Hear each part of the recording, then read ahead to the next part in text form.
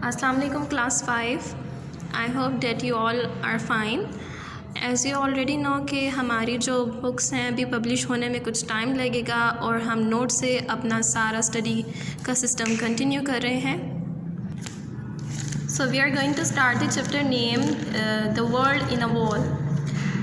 Basically ये story है एक लड़के की जिसका नाम है जेरल्ड एक लड़का है जिसे अपने एनिमल वर्ल्ड डिस्कवर करने में बहुत इंटरेस्टेड है. उसको जानवरों से बहुत प्यार है. वो मुख्तलिफ़ किस्म के जो एनिमल्स हैं उनको डिस्कवर करता है. उसके घर में एक ओल्ड एंड एंशिएंट वॉल है, पुरानी सी दीवार है जिसकी क्रैक्स में मुख्तलिफ़ किस्म के एनिमल्स जो है वो सर्वाइव करते हैं. आप लोगों ने भी ऑब्ज़र्व किया होगा कि घर के जो पुरानी सी दीवारें होते हैं जिसमें बहुत सारे क्रैक्स होते हैं, बल्जिंग वॉल होती है, उसके अंदर मुख्तलिफ़ किस्म के इंसेक्ट्स रह रहे होते हैं. तो उन इंसेक्ट्स को वो डिस्कवर करता है, उनके ऊपर मुख्तलिफ़ एक्सपेरिमेंट करता है. उस वॉल में उसको बहुत सारे एनिमल्स मिलते हैं like flies, spiders, lizard and etcetera. एक दिन वो अपने घर की उसी वॉल में एक फ़ैट फीमेल स्कॉर्पियन वो देखता है और स्कॉर्पियन के ऊपर उसके बहुत सारे छोटे छोटे से जो बेबीज़ हैं वो उसके ऊपर चढ़े हुए होते हैं. उसको बहुत ज़्यादा इंटरेस्टिंग लगता है और वो उसको उठाकर अपने एक मैच बॉक्स में डाल लेता है. उसको उठाने का मकसद ये होता है कि वो चाहता है कि वो जो छोटे छोटे से स्कॉर्पियंस उनको वो बड़ा होते हुए देखना चाहता है. तो वो उसको उठा के अपने घर ले आता है और घर में लाकर एक मेंटल पीस के ऊपर उसको रख देता है. यहाँ से कहानी में एक और कैरेक्टर का इजाफा होता है, लैरी जेरल्ड के भाई का नाम है, जो कि वह मेंटल पीस पर से मैच बॉक्स उठाता है किसी काम के लिए. मैच बॉक्स जैसे ही वो उठाता है तो मैच बॉक्स को वो खोलता है तो वो सारे स्कॉर्पियंस उसके हाथ पर चढ़ जाते हैं और वो खौफ के मारे जब अपना हाथ झटकता है तो वो सारे स्कॉर्पियंस उसके घर में फैल जाते हैं. टेबल के ऊपर, सोफ़ा के नीचे, बर्तनों के ऊपर, एवरीवेयर स्कॉर्पियंस जो हैं वो फैल जाते हैं. जैसे तैसे करके वो स्कॉर्पियंस को ठिकाने लगाते हैं. कोई स्पून में उठाता है, कोई बुक के ऊपर रखता है. उस स्कॉर्पियंस को वापस से ठिकाने लगाया जाता है, उसको घर से बाहर रख दिया जाता है. ये सारा एक पैनिक क्रिएट हो जाता है उनके घर में.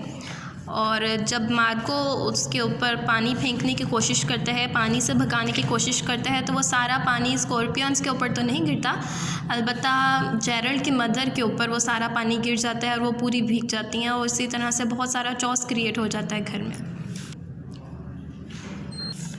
अब इस सारी सिचुएशन का नतीजा ये निकलता है कि लैरी, जो कि जेरल्ड का भाई था, उसमें मैच बॉक्सेस को लेकर फोबिया पैदा हो जाता है. वो उन मैच बॉक्सेस से डरने लगता है. जबकि जेरल्ड को एनिमल वर्ल्ड डिस्कवर करने से उसकी मदर ये फ़ैसला करती है कि उसके लिए एक ट्यूटर का इंतज़ाम करती हैं. तो ये थी हमारी कहानी. Now we will move on to exercise and first of all we will see the words meanings. Bulbous मोटा, बल्जिंग उभार, कन्फेटी रंगीन पर्चियाँ, डॉडलिंग सुस्त, एनरैप्चर्ड पुरजोश, इन्फिनिट लातादाद, इंट्रिकेट पेचीदा,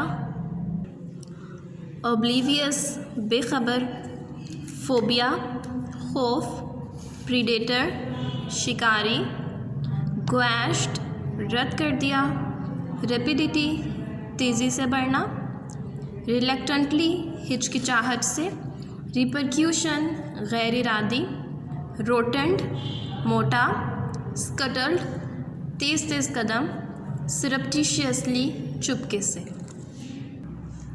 अब हम मूव करेंगे क्वेश्चन आंसर की तरफ. The first question is, where does Gerald hunt for animals and why is it a good place to find them. Gerald animals को कहाँ पर हंट करता था और वो जानवरों को तलाश करने के लिए एक अच्छी जगह क्यों थी. Gerald hunts for animals in an old crumbling wall because many different creatures live in cracks of wall. Gerald एक पुरानी सी दीवार में जानवरों को हंट करता था. क्योंकि उस दीवार के क्रैक्स में बहुत सारे मुख्तलिफ़ किस्म के जानवर रहते थे. The next question is, Make two lists of animals under the following headings. A. Animals that Gerald find during the day and B. Animals that Gerald finds at night. उन जानवरों की लिस्ट हमने बनानी है जो कि जेरल्ड डे में तलाश करता था और वो जानवर जो कि जेरल्ड रात में तलाश करता था. In the day caterpillars, spiders, flies and lizards. At night toads, crane flies and moths.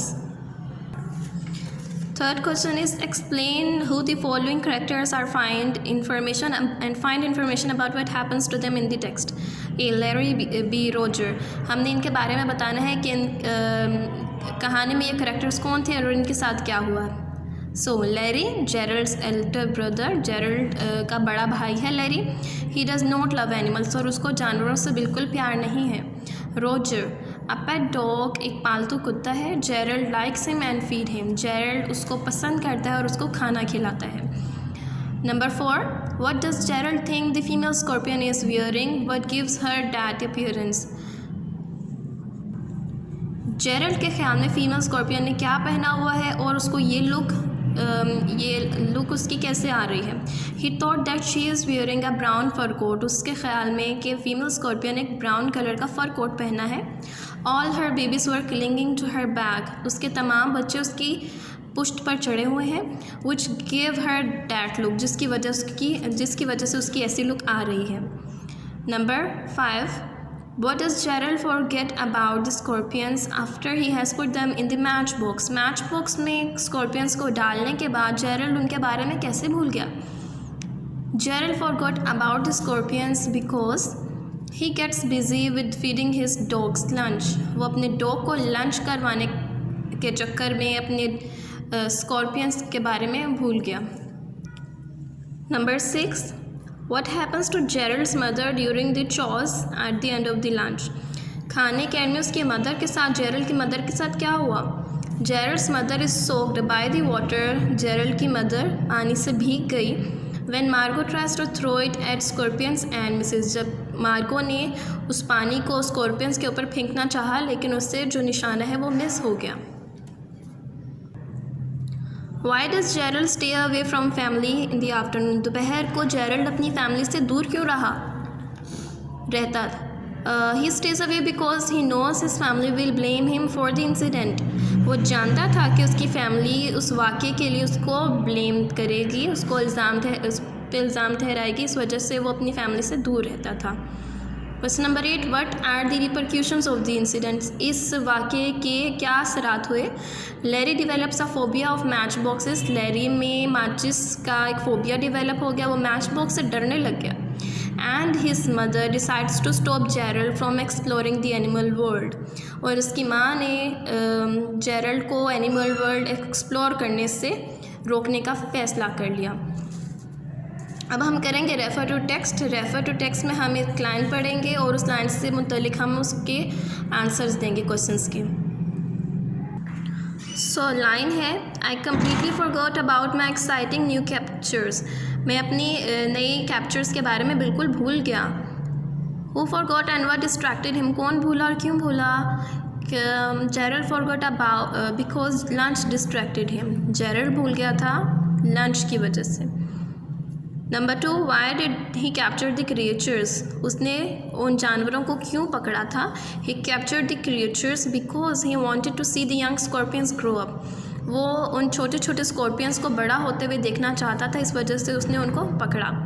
Question number 3, where were the captured creatures. वो कैप्चर्ड क्रिएचर्स कहाँ थे. He captured the captured creatures were in a match box. वो captured creatures एक माचिस की डिब्बी में थे. What happens next? बाद में क्या हुआ. When Larry opens the matchbox. जब लैरी ने माचिस की डिब्बी खोली. The scorpions climbed out onto his hand. तो तमाम स्कॉर्पियंस उसके हाथ पर चढ़ गए. Okay, we will move on to word sentences. The first word is bulging. A plant bulged out from a seed. Reluctantly. He asked a question reluctantly from his teacher. Enraptured. I am enraptured from your performance in exams. Surreptitiously. The robbers surreptitiously entered the house. Oblivious. The parents were totally oblivious theirs from the act of their son. Inhabitants. We are inhabitants of Rawalpindi. Dawdling. Zain is a dawdling boy, therefore he is not good in studies. Confetti. Throwing confettis, everybody said happy birthday to you. Next question is match the columns. अब हम इन columns को match करेंगे. Basically हमने इन columns में follow करना है collective noun को. Collective noun क्या होता है? जब एक वर्ड सिंगुलर है तो जब उसको ग्रुप में लेकर आते हैं तो उसका कलेक्टिव नाउन बन जाता है. A range of hills, a colony of ants, a heap of stones, a flock of sheep, a herd of cows, a pack of hounds. Similarly हम इन कॉलम्स को भी मैच करेंगे. A litter of puppies, a school of fish, a deck of cards, a bunch of keys, a pack of wolves. Next question is underline the interjections in the following. Interjections क्या होते हैं? वो अल्फाज जिनको हम खुशी या गमी के इजहार के लिए इस्तेमाल करते हैं, that are called interjections. Like you, that was a good run. तो यू जो है ये हमारा इंटरजेक्शन है, इसको हम अंडरलाइन कर लेंगे. We have lost the battle, alas. Alas is interjection. What a smelly drain. Is interjection. Hurrah, we have won the match. Here hurrah is interjection. So here we have done with the unit number 1, the world in a wall. I hope that you understand it well. So class, fill these notes and learn it carefully and submit these notes on Monday at school. Allah Hafiz, take care.